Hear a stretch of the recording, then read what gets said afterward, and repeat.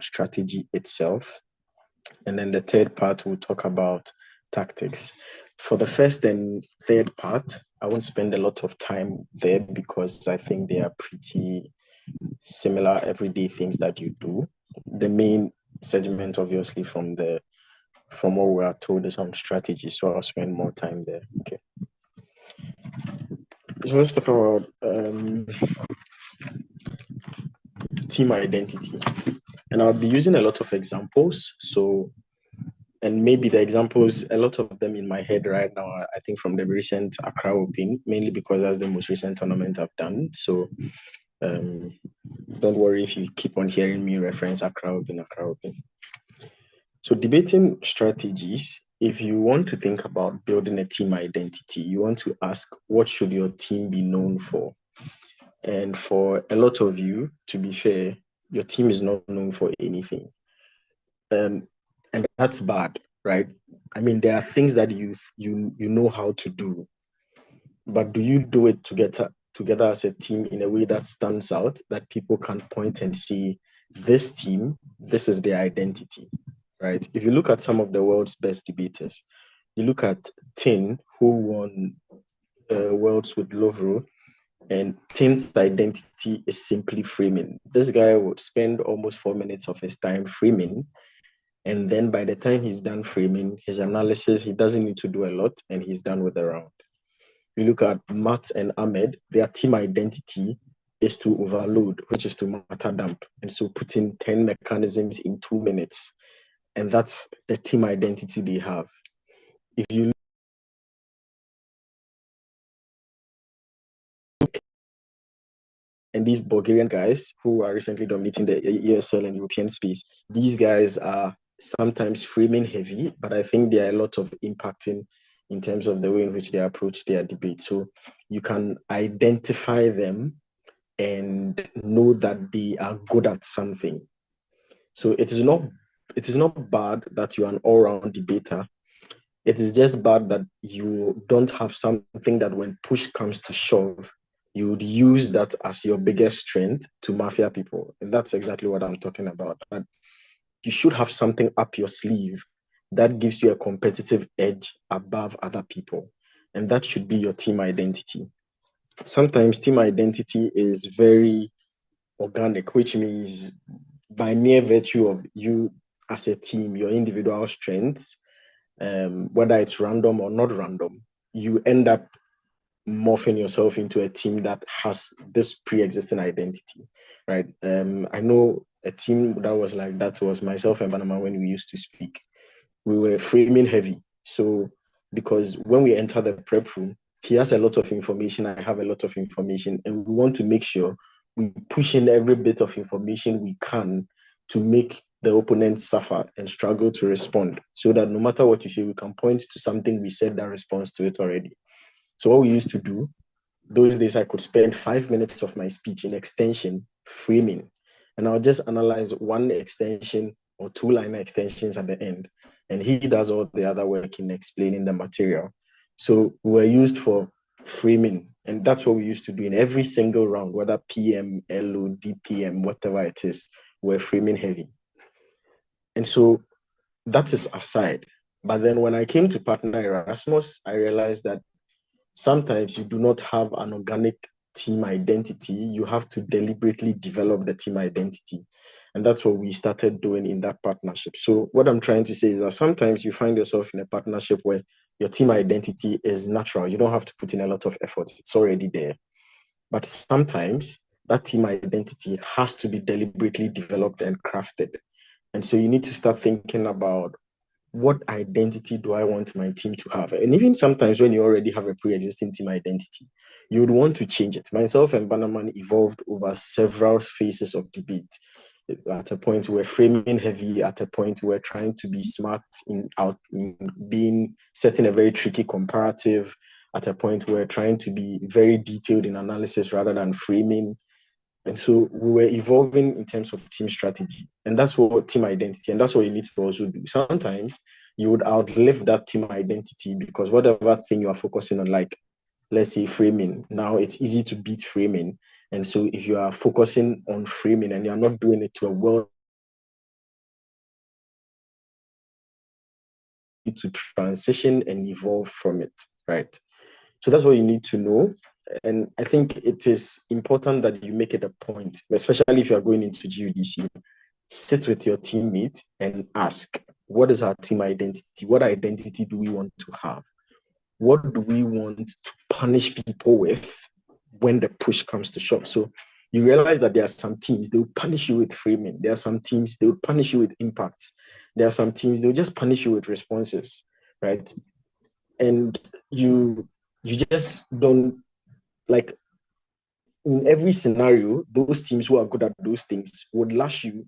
So they don't have to be good at everything. They just have to be good at something that they can really press your neck with. And that's what you need to generate as a team identity.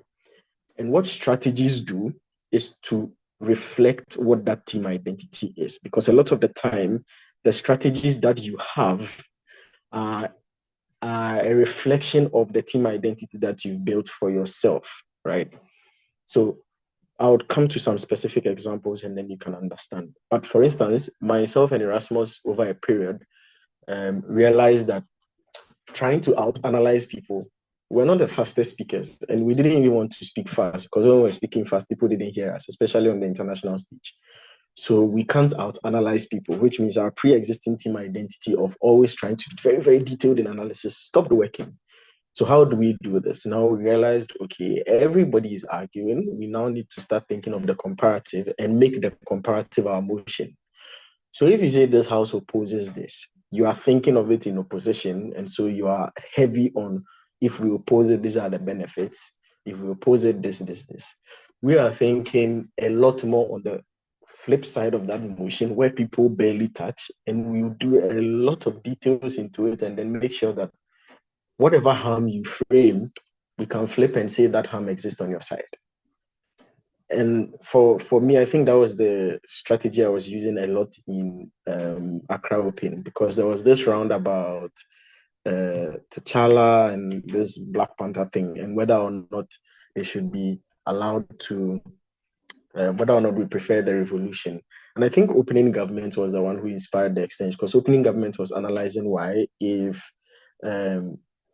vibranium was everywhere, then it means that bad people will use it for bad things, right? So that was their case. And my extension was simple, that if the most powerful weapon in the world is in the hands of one player, that's when it is used for bad things, because there is nothing like mutually assured destruction on that side. So the only thing to curb people using it for bad things is actually to make everybody have it. It is not me thinking of a new extension. It is simply me trying to replicate their problem that they identified on their side and explain why we actually fixed the problem with the mix that happened on our side. And so that's the strategy. That's one strategy we're trying to use, which means we didn't have to be a lot of material. We just had to show the logic, and that was all, right? So I can't develop team identities for you, unfortunately, but it is what you need to start doing right from now. Going into nationals, what is your team identity? Are you going to be known as people who would rebut the hell out of you, that no matter what analysis you bring, they would find a way to break it down? Are you going to be known as people who are framing heavy, and so anytime you are framing, it is so detailed and so strategic? Are you going to be known as the team that is very analytical, such that even the things that people take for granted, so when somebody says emotional intelligence, people just say it and throw it out there? Very analytical teams will pick that one word and explain it in a way that blows your mind, right? That's their strength. That's the way in which they approach debates. So look for it and then build that team identity from there. But I think when we talk about strategies, maybe you can pick out which strategies you would be best at, and then look at which team identities you would need to reflect the strengths of that strategy as well. Okay, cool. Any question here before I go and talk about the different strategies that you can deploy?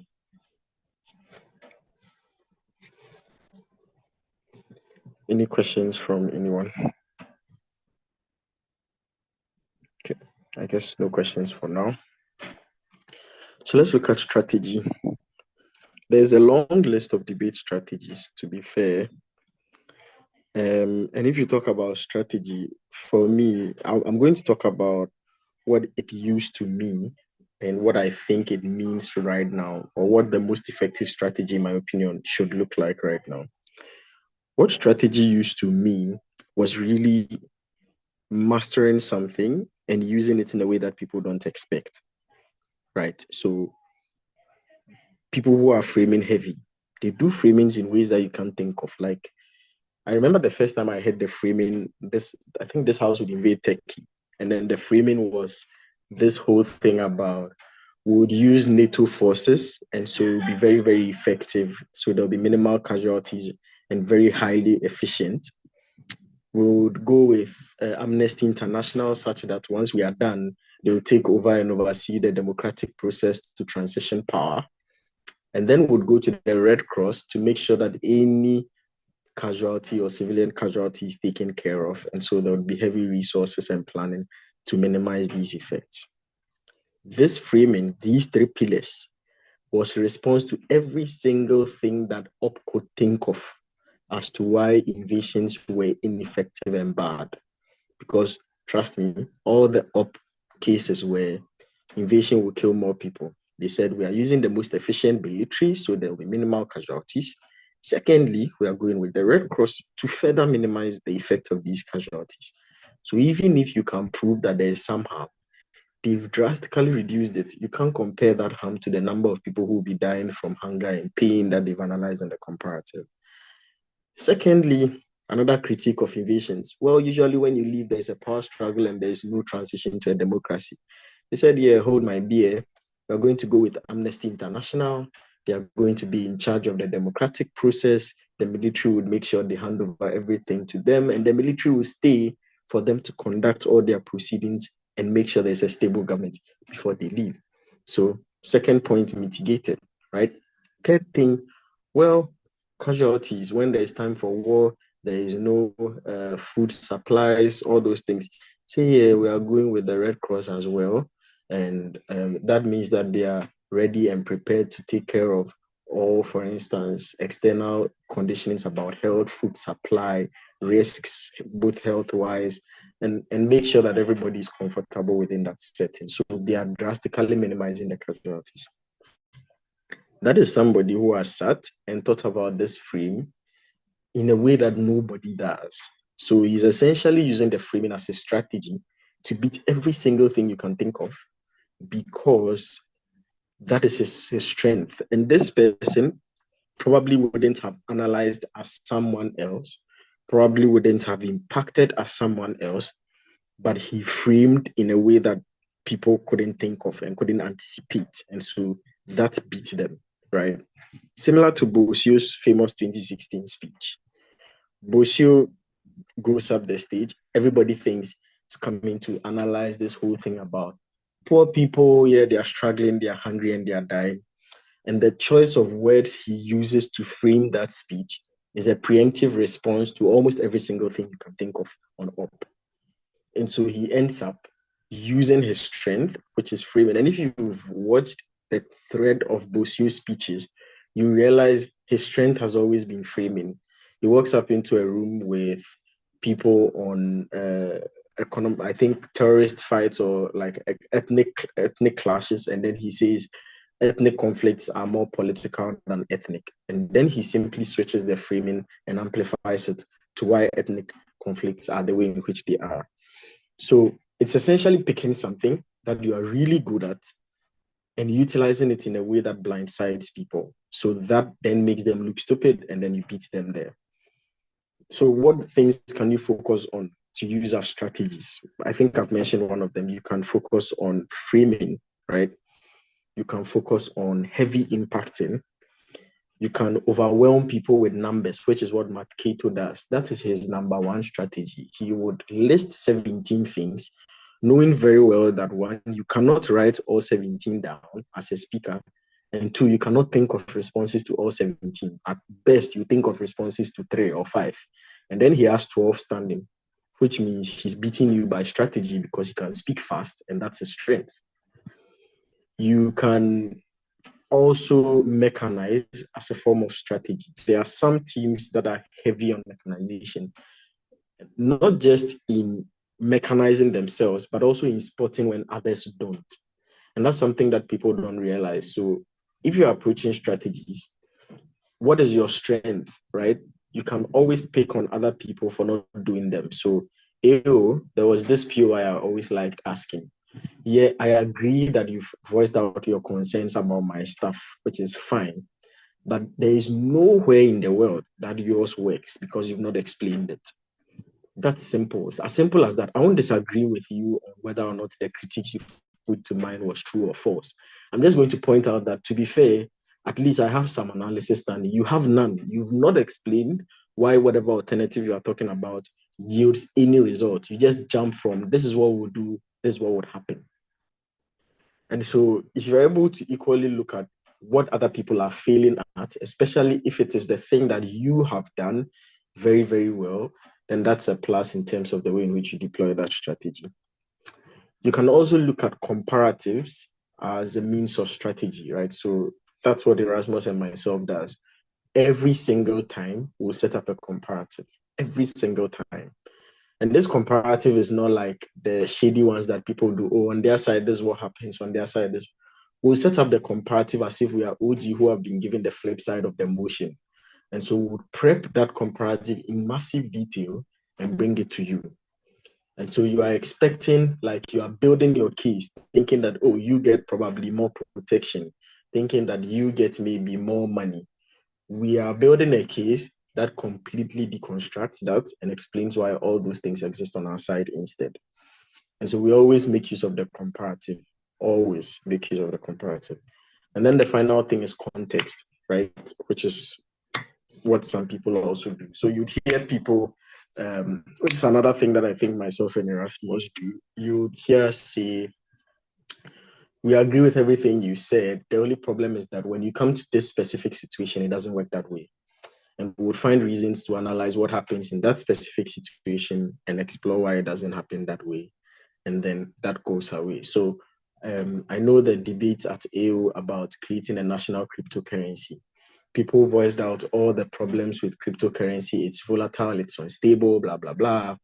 And our extension was simple that I've forgotten the name. Is it Ecuador or something? I've forgotten the country's name that they've created a national cryptocurrency. And this is the way in which they created it. And actually, that's the way in which all nations are equally creating their national cryptocurrencies. If you look at China trying to model it against their and peg it against their currency, controlled by their central bank. If you look at the US creating the US cryptocurrency as well, and also pegging it against the dollar and being controlled by the central bank. So maybe you may say they are not in the true spirit of cryptocurrencies. That can be your case. But the truth is that state-owned cryptocurrencies are not volatile, are not left to market forces, and are not the subjects of fickle manipulations like all other cryptocurrencies are. What we did there was to simply say, I agree with you. Every single thing you talk about cryptocurrencies is true. Just that in this context of state-owned cryptocurrencies, the way in which states go about creating and managing their cryptocurrencies is deliberately to escape all the problems that you talk about. Because for states, those problems are actually ones that have deadly consequences on people, and so they cannot risk them. And so they are forced to mitigate those by putting these structures in place. We didn't do anything other than pay attention to the context because everybody was missing it and debating goods and bads of cryptocurrency rather than what states do when they are supposed to put in place cryptocurrencies.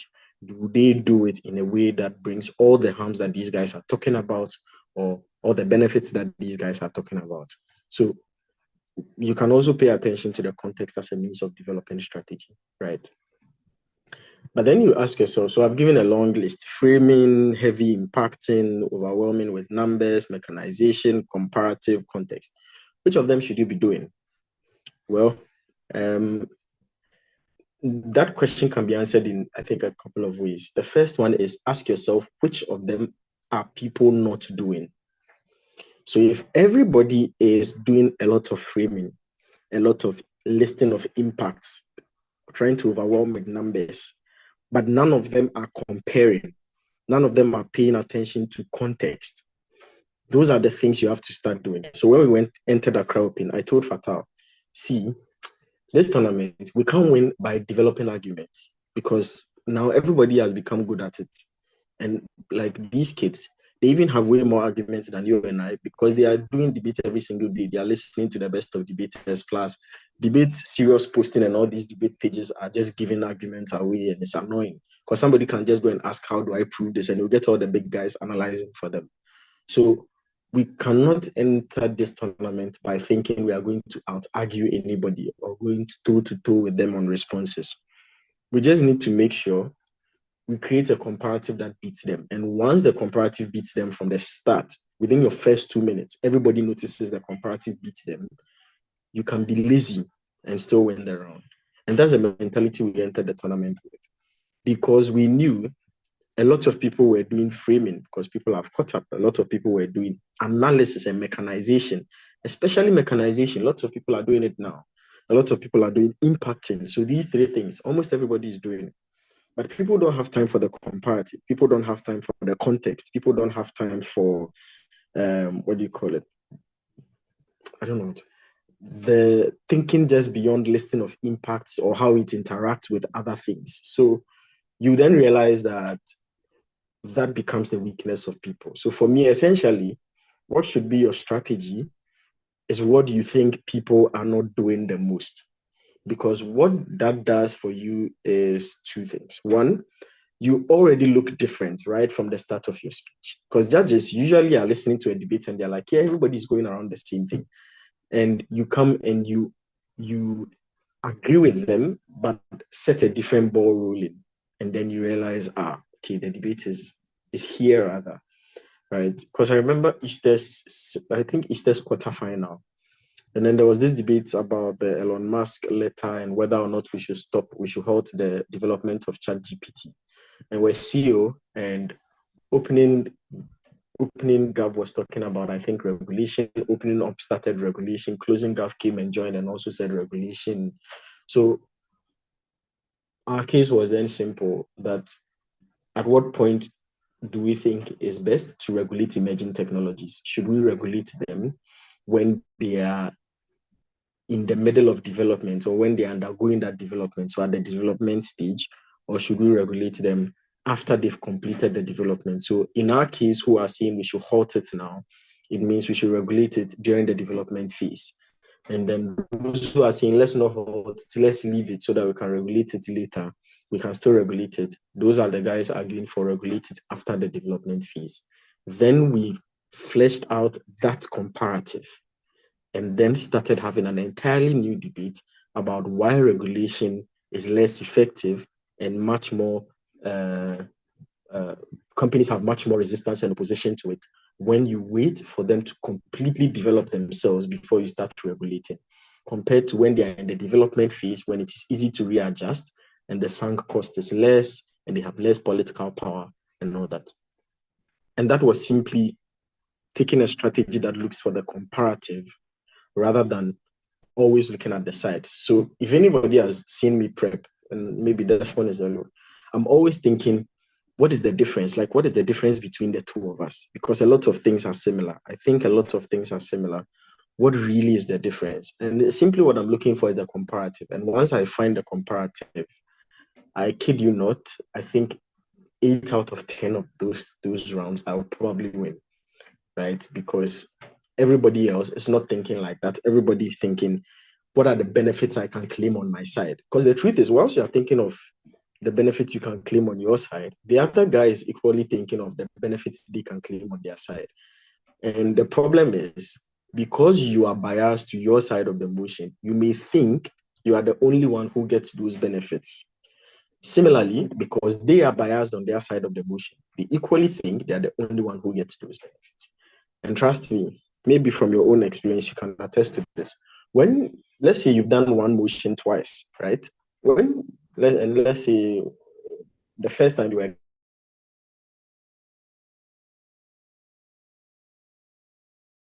and you thought everything up was saying didn't make sense. and everything you were saying made sense, and you had the most ideas. Let the table shift. When you are on Gav, and when you're on Up, you think everything Up is saying or everything Gav is saying doesn't make sense, and you are the one who has the easy side to develop that analysis and impact. Essentially, what I'm saying is, whatever you are doing in that prep time, you're not the one winning, because somebody is equally winning in their prep time. And so until you start thinking about, be very generous with your Up, assuming whatever we've said, they can equally get it on their side, or assuming I'm up in this motion, how would I have proven to get all of these benefits as well? Because you can think like that, because you equally could have been up and you would have still thought of how to get those benefits, because the rows are random. In that same motion where you are Gav and you are generating all those points and arguments on how to get it done. If you were up, you would have still generated it. So if you were up and you were generating it, how do you get there? And if you manage to get there, what is the difference between maybe your process and their process? Why? That's where the debate is. Why is your processes better? Or why is it much more assured? Or why is it much more sustainable? What kind of outcomes do you get? Is the quality of the outcome you get different from theirs? And so you start thinking beyond generating arguments. You start thinking before you get to those impacts, or like, I don't know how to put it. There's a way I term it, which is to step back and think from a deeper point of view from what everybody is thinking. Everybody has jumped ahead and has gone through the mechanisms to get impacts. I usually step back and I'm like, assuming I am them, I can equally get these impacts here. Now that I've pictured what is likely to happen in the debate, I can say I get this impact. They can say they equally get this impact. Now I need to do what is unlikely to happen.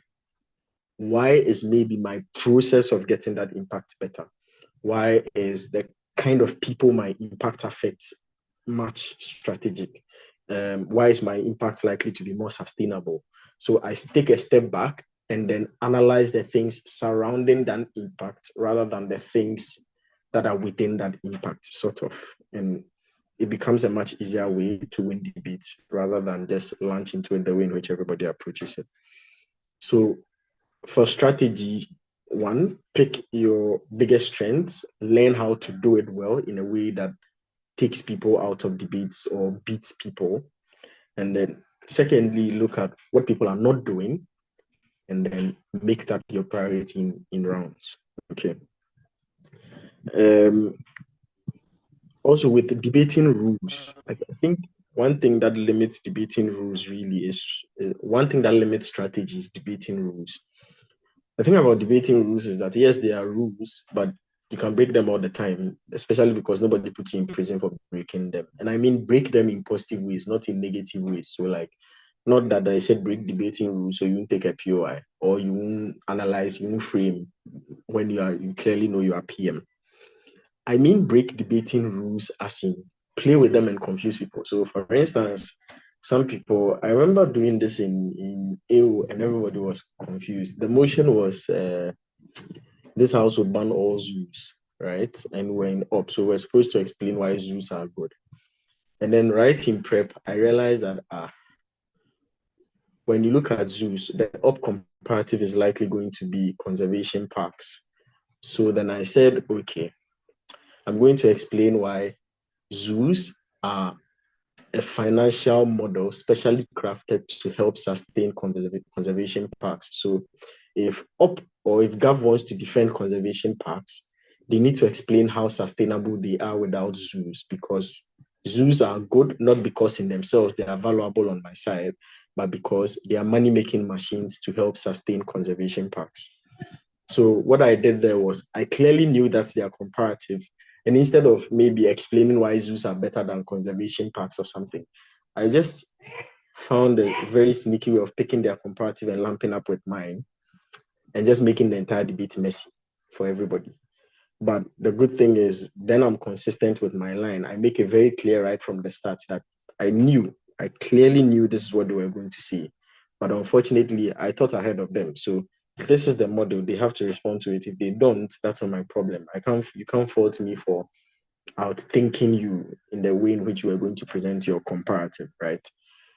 And then you look at that and then you go, okay, that is like playing with the rules, because ordinarily when you think of an up comparative, you are thinking of how to beat it rather than how to steal it and make it yours. Okay, especially when it's a model, it's not necessarily like an impact or anything like that. So look around the rules. I don't know. Erasmus does this thing where he is able to pick. There's a weird thing he does where he's able to make the rules of debate so useless. He will tell you. Yeah, I think I did one recently at AO again, which was about in the semi-final. It was around and somebody mentioned something about uh, laws against monopoly, antitrust laws. Yes, antitrust laws to break down companies, blah, blah, blah.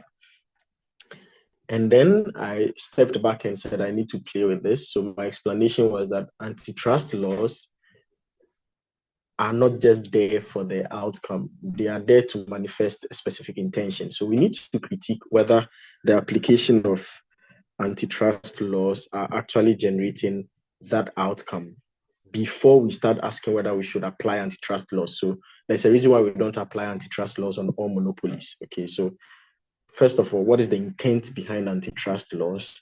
Then is the application of antitrust laws in this way yielding that intended effect? If it is not, then it's a bad application of antitrust laws.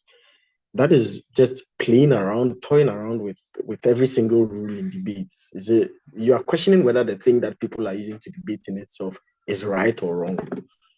And so you now start playing around with that. And that's what I want you to start doing. Stop boxing yourself into, we have to debate like this. No, we don't have to debate like anything. So far as you start experimenting and it works, keep doing it. You can keep pushing the limits of your debate thinking small, bit by bit. You have this crazy idea. Sure, don't run the full crazy idea. Find a little bit controversial one that is less crazy, but still controversial, and push it out there and see how people receive it and see whether it convinces judges, whether it confuses them a bit. And then you start picking up new ways of analyzing things, new ways of thinking about debates. And then you can equally develop them into strategies as well. So, yeah. Any question here before I wrap up with the strategies part, and then we can talk about tactics in rounds? Yeah, hi. So, Ferguson, you are breaking. I don't know if that's Ferguson though. yeah, Andrew, I have a question. Yeah, I'm Yeah, it listening. is Ferguson. Is it still breaking? Yeah, It's so okay. Yeah. there are specific rounds that you realize there are specific rounds you realize that teams have usually espoused sufficiently. Things like framing, mechanization, and so on and so forth. And probably one strategy you may like to espouse on is a philosophy or a principle. Um, and mostly sometimes that philosophy or principle may be um, a need, maybe a bit alien. Um, what are the grounds for you to realize it's realistic for you to use it in that particular context? And I've seen it work for some debaters. Okay. I would answer that. Ferguson, you're breaking up again. Like saying like my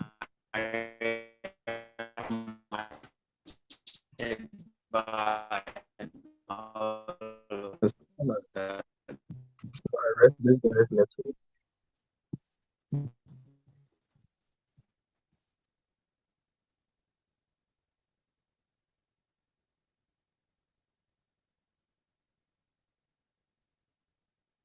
I'm already done. I'm already done answering my question. Yeah. Any other question?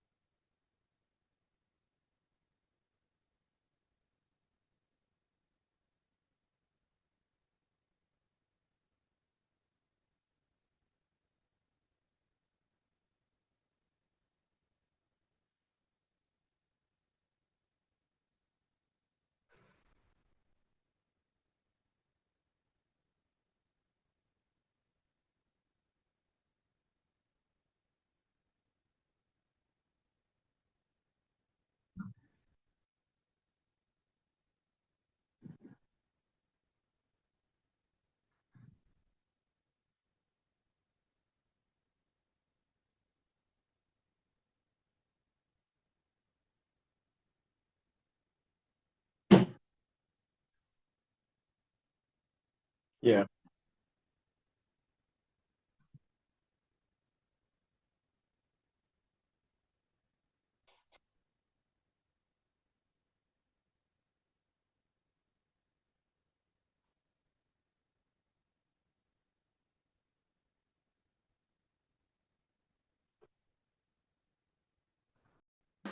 Oh, try to do everything, right? So try to do the strategic outframing thing, but also try to go head to head and slash and burn and everything.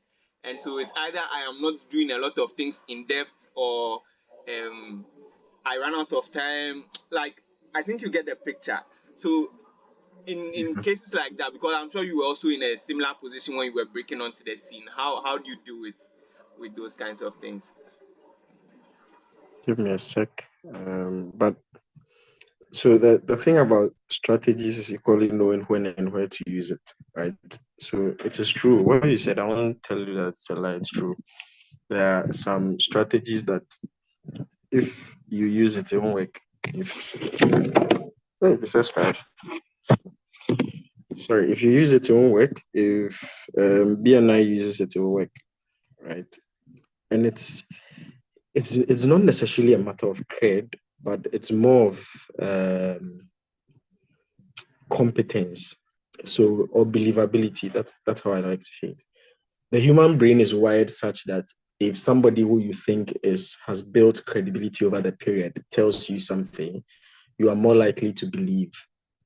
And so, if truth be told, if the vice chancellor of KNUST should say something to you today, you are unlikely to go and read about it or even research it, but you take it as gospel truth. And assuming what she said was factually wrong, you will still believe it without knowing that is factually wrong.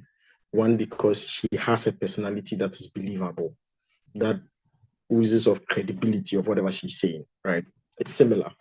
So it's just, first of all, the way in which humans are, that more credible or more powerful people appear credible than less powerful or less influential people.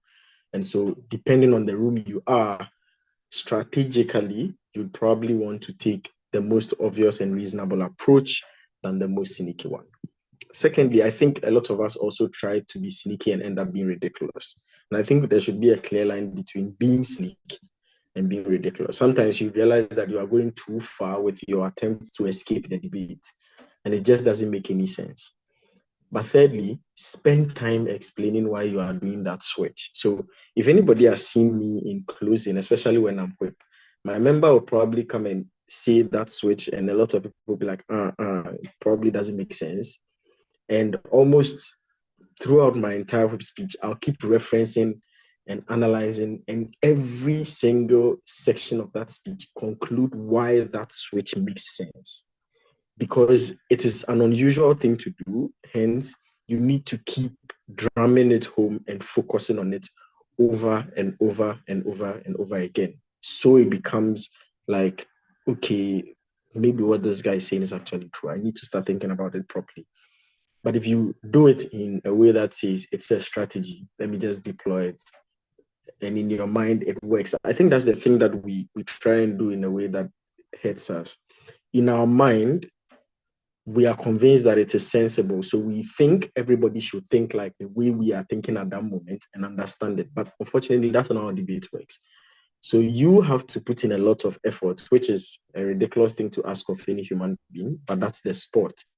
You have to put in a lot of effort to now start make people think like you are thinking at that moment before you are convincing enough, right? And so that's how I see it. But also, just to be safe, if you are in rooms that you can clearly sense that you are the underdog, instead of trying to be too sneaky, engage the debate that's happening. And I think we try to be too sneaky because we want to win the debate. I learned one thing from Dylan McCarthy, and he said, for every team you beat, you get 1 point. So if you focus on beating the best team in the round and you don't end up beating them, which means you didn't focus on the other two weak teams either, you didn't beat anybody, so you didn't get a point. But assuming you focused on beating the two weak teams and you just brushed the strongest team and you left them, you would have beaten two teams, which would have given you 2 points. And that is better, even if you didn't touch the strongest team and you don't care about them. because the second scenario is you attempting to beat that strongest team, not focusing on the weaker teams, not succeeding at beating the strongest team. And then you get 0 points because you didn't successfully beat anyone. Okay, so just pick when and where to use certain strategies, I think, and it should be fine. The first time I tried changing the context of a debate, I was with JJ and BNI, and I lost. But I think what helped me was after the round, JJ said he was proud of me because, no, it was BNI who said he was proud of me because that was the first time he had heard I was picking up my own line of thought in a debate, in a very competitive debate. And even though I had lost, I know that, okay, if I tried this quite a couple of times in certain rooms, it would work, and then eventually I'll get better at it. Even though for all the big rooms I went, it failed. For all the mid-tier and smaller rooms I went, it worked. So just need to pick where and where to use your strategies and then see how it goes. Okay. Let me read the questions in the chat. Joyce says, how true is the assertion that social capital can influence how effective your strategies are? I think I just answered that. It's not necessarily affecting how you influence. It's just a human nature thing that it affects how believable you are. And so if you are, that's why, for instance, when teams win like 6 rounds straight, and let's say it's a 9-round tournament and they won 7 rounds straight, it's very difficult for them to lose the next 2 rounds because usually you are asking yourself as a judge, like, come on, they've made sense for 7 rounds straight. All these guys who are sitting here, they beat them for 7 rounds straight. And secondly, you are questioning whether whatever you are thinking, you are not overly thinking it just because you want them to lose a point or something. So it's just psychological. It's not maybe the fact that judges see this and then say we are awarding you the win because you have social capital. No. It's just the way in which the speech appears more believable than if you were because I've been in debates where a credible person would lie and come and tell you I lied, and the judge believes it 100% because it was him, right? It says, lastly, how can you carve a team identity in the instance that as individual speakers you have different strengths and can't seem to find similarities? You can carve a team identity by finding a common interest. So, like I said, team identities can be developed. You cannot carve a team. It's not always that team identities align, so they can be developed. The first ever tournament that myself and Erasmus did, we didn't break. It was, I think, UIV in December 2021. We didn't break. And then 2022 January, we were in Oxford, Oxbridge Open finals, because we were doing something in Yale that didn't work. And then we decided to look for what is the best way to maximize our strengths as a team. What is our common interest? What do both of us like or enjoy doing? Even if we are not so good at it at this moment, what do we like doing? Such that if we are trying to develop at it, we both go at the same intensity or similar intensities to try and pick it up.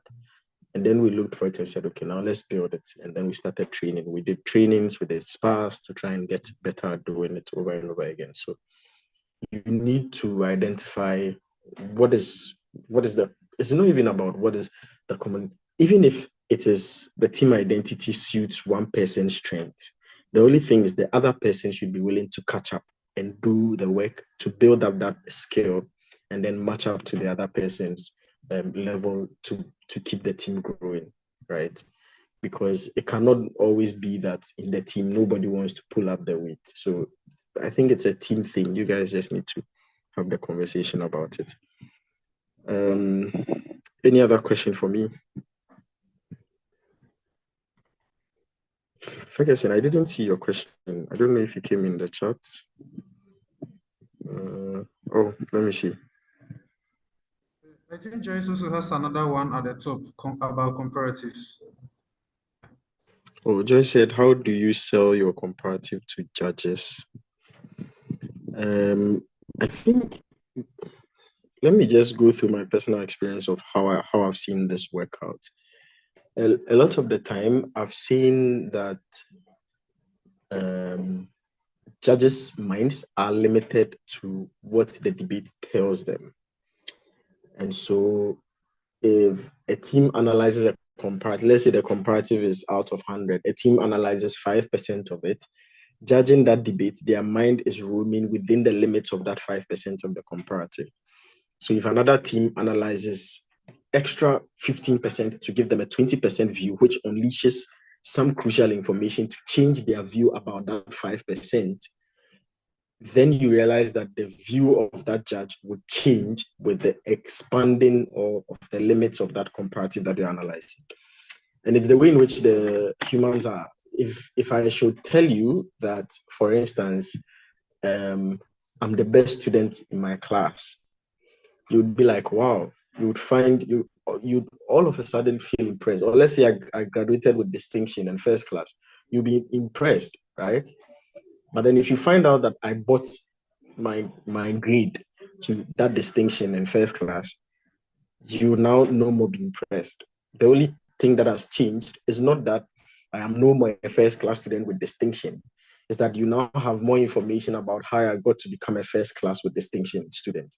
And so the whole point of comparatives is putting out the information that people do not want the judge to know about that comparative. And that information can be good information or bad information, depending on the impression you want the judge to have about that comparative. And so what you usually end up doing is to tell them to really start thinking about what happens in that world. Really, like people are telling you on this side. So I remember there was this debate at Easter's. Yes, I think this is a perfect example. Easter's round one was a debate about benevolent dictatorships and weak democracies. And we're CEO, I think, and Gav kept on saying in democracies, they have a choice. They have a choice, they have a choice, they have a choice. And in dictatorships, you don't have a choice.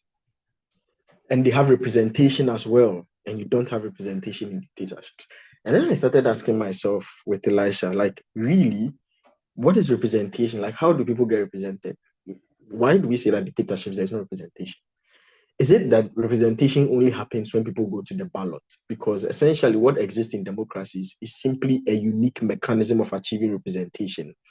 In dictatorships, the mechanism of achieving representations is usually through local councils, religious imams, like town leaders, mayors, and the grassroots towards the top is very, very tight-knit in terms of building consensus, because dictators, especially benevolent dictators who do not use violence, usually rely on consensus and people being happy to maintain their regime. And so the only thing that really is different between dictatorships, benevolent dictatorships, and democracies is the mechanism of achieving representation, and not necessarily that there is an absence of representation. And then I even question whether elections are effective mechanisms of achieving representation, or even trustworthy mechanisms of achieving representation. What I've done is to simply explain to judges what do benevolent dictatorships look like when it comes to their representation structure, because a lot of people are ignorant about how dictatorships work. It's mainly because we've been socialized to think dictatorships are bad, but also because we are not exposed to any positive information about dictatorships, because we want to be conditioned to find democracies as favorite systems. And so when you point out, one, the bias that's likely to condition the judge, not by their fault, but by mere virtue of the world we live in, condition them to likely believe that dictatorships are bad, which is equally what the op has fallen into. And then you now hit them with the comparative information, which they've been missing all this while, about how dictators, especially benevolent ones, require consensus to have a stable regime. And so they are forced to have a very intense consultation process that mobilizes voices of people and represents them right from the community level up the ladder through to the national level. And then you look at this and then you are like, okay, this is true, this sounds logical. So the only difference now is the mechanism of getting representation, whether by vote or by community consensus, by appointment of the chief imam or the religious leader or the state or whatever it is. And then I minimize the debate too.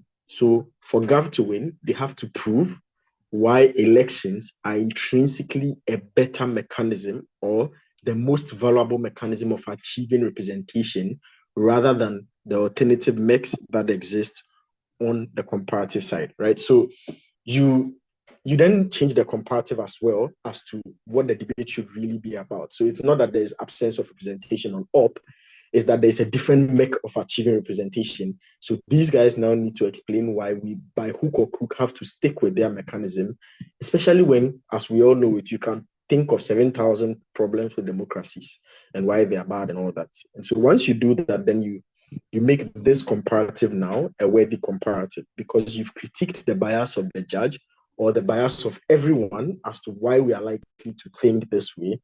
And then you've opened up, you've extended that barrier that I said, the information barrier, from whatever 5% that they were to probably 30% of how the dictatorships work in terms of representation. And then that informs them more and changes their perspective on this. And if anybody was in that room, I kept on just calling out teams that they didn't read. It was simply me calling out the likely bias of people towards democracies and misjudging dictatorships for the very inherent structure that they have, right? And trying to poke charges that like you cannot not know this, sort of just playing with their mind. So I think that's generally how you can approach comparatives. It's always an information bubble. If you expand it with more information that helps or dismantles that case, then the perspectives start to change gradually. Cool. So let's do one final thing on tactics. I think we've already spoken a little bit about it. But for me, and maybe I can't explain this, but this has become my strategy in debate. I'm just going to say it anyway. I don't know how you are going to interpret it, but I can't explain it because myself, I don't know how I've come to start thinking that way. But I think of cases or debates like a story these days. And my primary intention is to ask myself, how do I want this story to end? Especially, so obviously I want it to end in a way that benefits me, right? But specifically, how do I want it to end? And if I can find how I want it to end, then I can start developing material to reach that end. So the round that I remember applying this a lot was in the AO semi-final, where there was, I think, whether or not we'll break up Disney or something. And then I was thinking about it, thinking about the movie industry, and I was like, yeah, I want this to end in a way where I can prove something that is so valuable to the movie industry that people would obviously want it. So we're talking, and we said, okay, why don't we prove the survival of Disney and all movie like companies in general?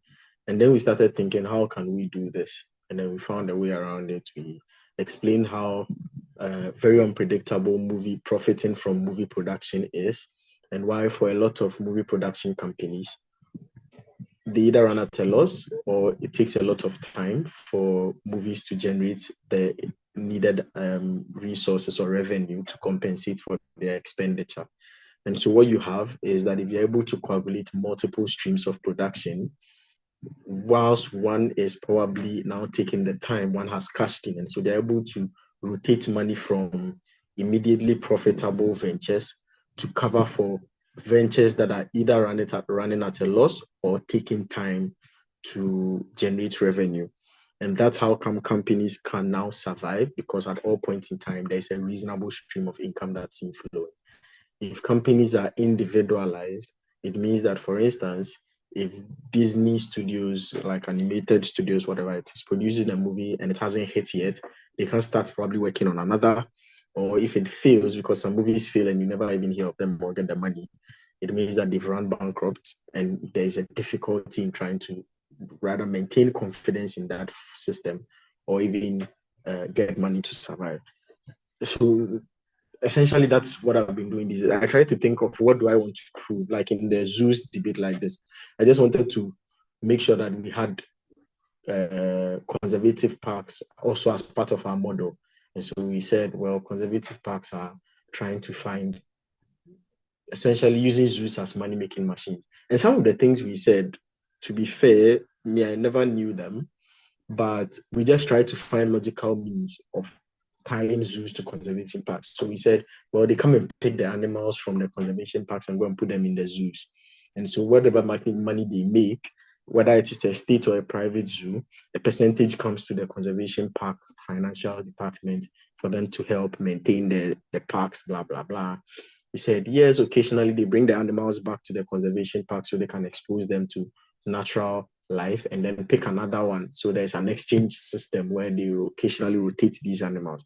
Just finding things that would look nice or probably look true about the whole thing, but none of them were confirmed. I don't know whether they are lies or truths, but all I know is that it made sense, right? So that's essentially what I'm doing. But I think this should help you in crafting strategies, in how to approach debates. One thing that I think is also very helpful in developing strategies is to listen to debate rounds, and watch advanced debaters, because what they do, I think a lot of the time we watch debates and we are thinking, what argument did they say?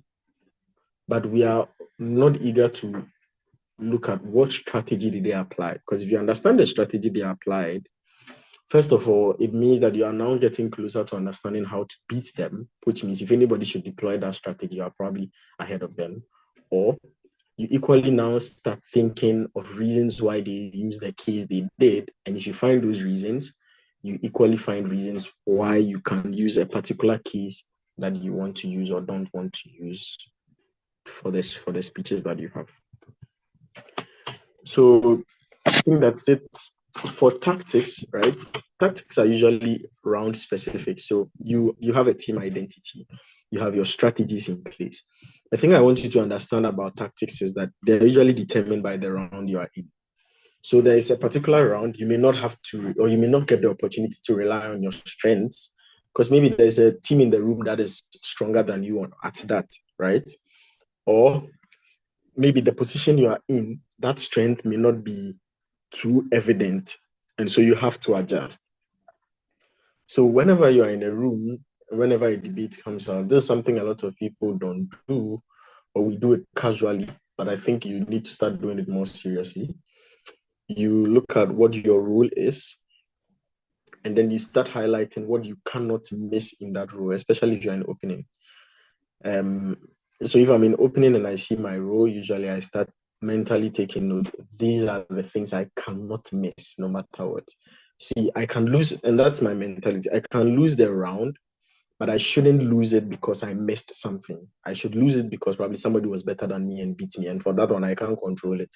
If the person entered their beast mode in that round, but if I lose it because I forgot something or I missed something, then that's primarily my fault, right? So what can't I miss in this debate? I start looking at keywords. I start looking at the framing and the wording of the motion. Is it regret? Is it beliefs? Is it prefers? Is it a comparative motion? Is it a policy motion? What can't I be missing in this round? And then I start thinking about what are my weaknesses regarding this role that I find myself in, right? Because in OG, usually I am not impact heavy. And so, for instance, personally, my weakness in OG is that I do probably a lot of strategic framing, strategic thinking, but if you have a team that is very good in impacting, always they'll beat me when I'm in OG, because they, especially if they are close in me, they would have a lot of impact to go around, and I don't have a lot to compare with. So I'm not impact heavy. Then my mentality now is, okay, if I'm not impact heavy, that's my weakness. If anybody knows it, I know that's what they'll be coming for. So I need to also start thinking of how to make good use of that, or how to weaponize that. So these days, I don't do framing before argument. Like I don't do framing and then come and do arguments. These days, I do one frame, one argument, one frame, one argument. So I have time to impact the arguments that I make use of.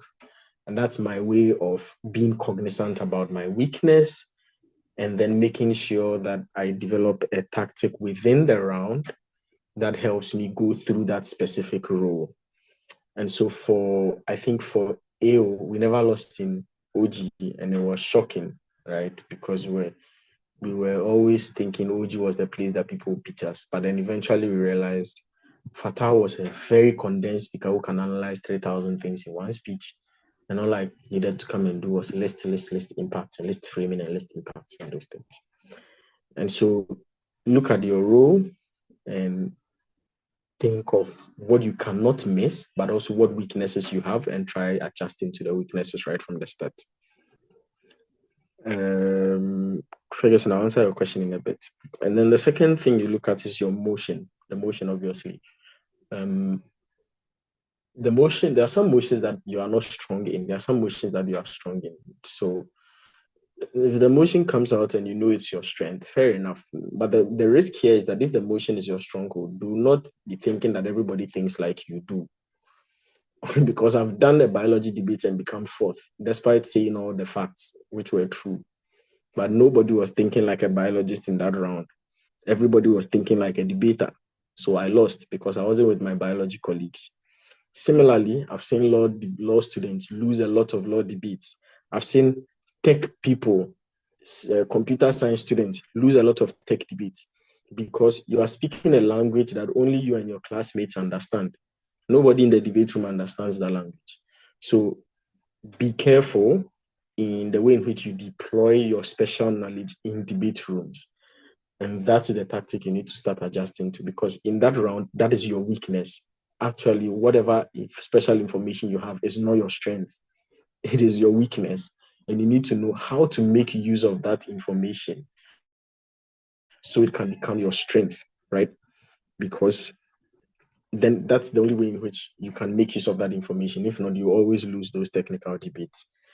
And then finally, you look at your opponent, right? So, I mean, for me, this like the last thing I do, because a lot of the tournaments I do, I'm probably not so much worried about my opponents. But if you are like an upcoming debater, you should be concerned about your opponents, mainly because, especially with the rules, you need to know. So for me, this is what I do. Anytime I'm in a room and let's say I'm OG, I usually tell my partner, you know what, CG and CO, I know CO will beat CG for me, so I don't need to be worried so much about extension, right? Because I know CO will beat them. But OO and CO, OO is very strong, CO is also very strong. So now what we need to do is to make OO look silly so that the debate becomes CO, COG. And even if we lose to CO, we are second, and I don't care. And that's one thing I settled in my mind, that anytime I'm in OG, if I'm second, it's fair game. I don't care. Because my role is to make sure I beat two teams.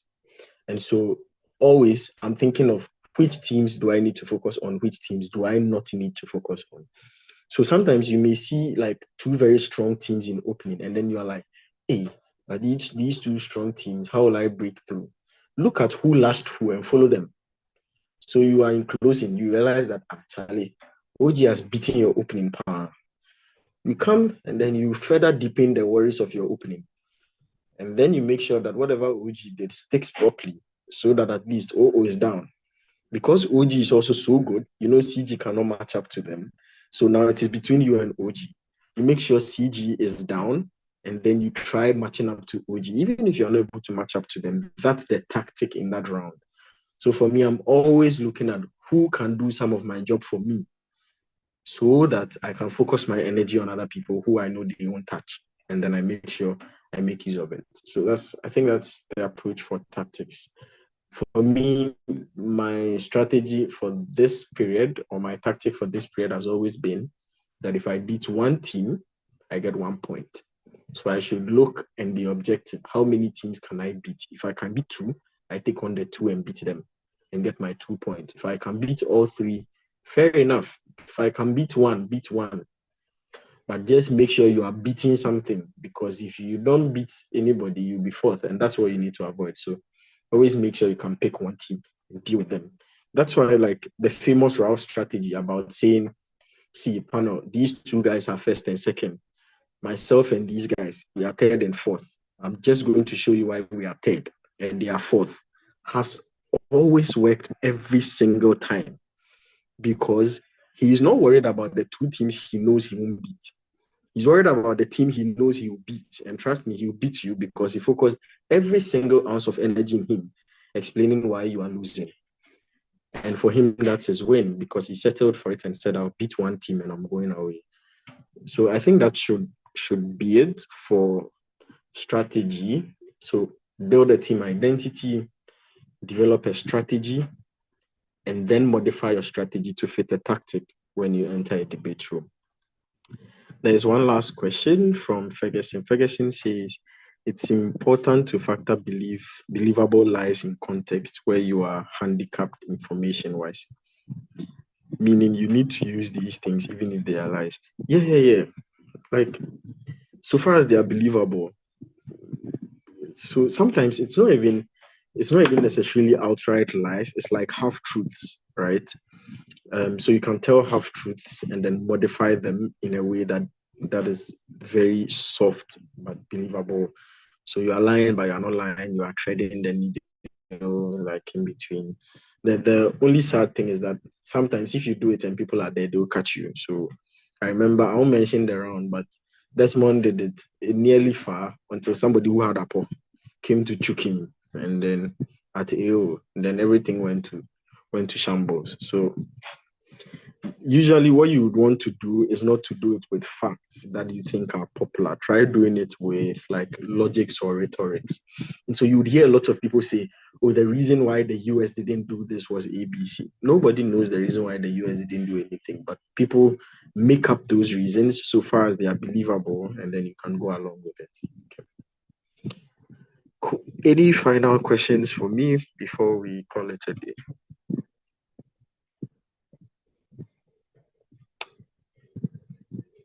Yes. Ferguson, the truth is that if the truth, whatever you are analyzing is not believable, but it's the truth, dump it. Because the truth doesn't matter unless it is believable. In debates, we are not here to be factual. Like I say this so casually these days, and I'm scared. Like, we are not here to be factual. We are not here to put our hands on the Bible and swear to tell the truth and the absolute truth and nothing else. We are here to convince people. And so if telling the truth is not convincing, tell a lie that is convincing, because debate rewards convincing lies than unconvincing truths. And that's it. So for me, I've never bound myself. That's why, for instance, I can debate any single topic you give me because I've never restricted myself to anything is true in this world in a debate room. I don't think anything is true. I think everything is debatable. So if the concept of heaven outside of a debate room, I strongly believe in it. Put me in a debate room, I don't think I can debate why heaven is not real because I don't limit myself to something is true. It is debatable. Is it convincing? Prove it. See, Ferguson, I am not saying all truthful things are unbelievable. I am saying if you have to trade off between truth and a believable lie, an unbelievable truth and a believable lie in a debate context, pick the believable lie over the unbelievable truth. Because the unbelievable truth, nobody cares about it. And for 10, he can argue everything and people would buy it because he's 10. Like somebody said, credibility counts. Anyway, so I think we are done. If there are no further questions, I hope this was helpful. And I hope you guys are able to practice these ahead of your GUDC competition. If there are no questions, I can just maybe please rely on debaters' persuasiveness, okay? Because let me tell you where I learned this lesson the most was in KDO 2021. There was this round that it was it Pinkra? It wasn't Pinkra, it was Franco. Franco lied in the round. He knew it was a lie, and then he just told the judges that I was the one who lied. Meanwhile, I was telling the absolute truth. But my truth wasn't believable. It sounded like a textbook fact. And Franco was so convincing, but he was actually the one lying. But he convinced the judges that I was lying and he was telling the truth. And I didn't blame the judges because what he was saying sounded convincing to unless you know the true story. And it's about Israel, Palestine, Gaza. And that story is so complex that if you've not read into detail, you would believe every nonsense somebody tells you. And when we finished, he won and I was fourth. And it pained me because for one of the few times in my life, I spent time telling the truth and I was punished for it in a debate room. But Franco convinced the judge, and that's what mattered. Eventually, after the debate, of course, I met the judge, said, guy, you know this thing was a lie. We read through Google. Yeah. We realized it was a lie. He learned the information. He corrected the information, but the points never came back because that's not what mattered. What mattered was he was getting the points. Okay. So Ferguson, in fact, unless it's an obvious deviation from fact, the judge is not meant to be the one indicating whether or not you are lying or you are telling the truth. Judges are not lie detectors. They are meant to be convinced by your arguments and your analysis. And that's why I said in debate, there is nothing like the truth.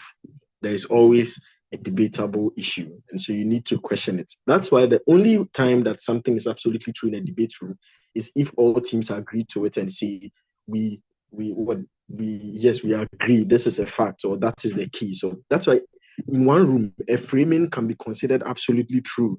In another room, that same framing will be heavily challenged because whoever is in that room doesn't agree with it, right? So just always look for the way in which you can analyze this to look true rather than thinking about how will